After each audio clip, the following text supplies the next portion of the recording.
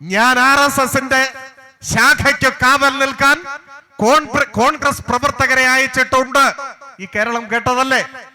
ഇവരാണ് കേരളത്തിലെ കോൺഗ്രസിനെ നയിക്കുന്നത്.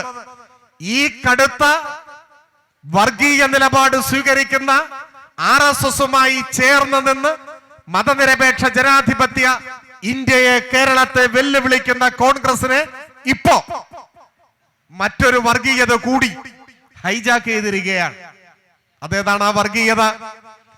ഏത് വർഗീയതയും നിറഭേദങ്ങൾക്കപ്പുറം നാടിന്റെ ഭാവിയെ കരുതി എതിർക്കേണ്ടതാണ് എന്ന നിലപാടാണ് നാം സ്വീകരിച്ചിട്ടുള്ളത്. എല്ലാ വർഗീയതയും അതേത് നിറത്തിൽപ്പെട്ടതായാലും എതിർത്തേ മതിയാവൂ. ഇന്ത്യ ഭരിക്കുന്ന വർഗീയതയെ കൂടുതൽ ശക്തിയായി നാം എതിർക്കുന്നു. അതിന്റെ അർത്ഥം മറ്റേതെങ്കിലും വർഗീയതയോട് എതിർപ്പ് കുറവ് എന്നല്ല.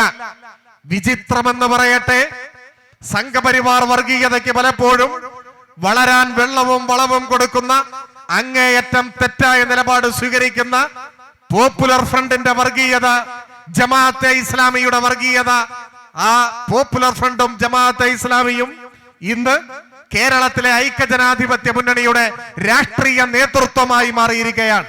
അതാണ് വിചിത്രം, ഭയാനകം.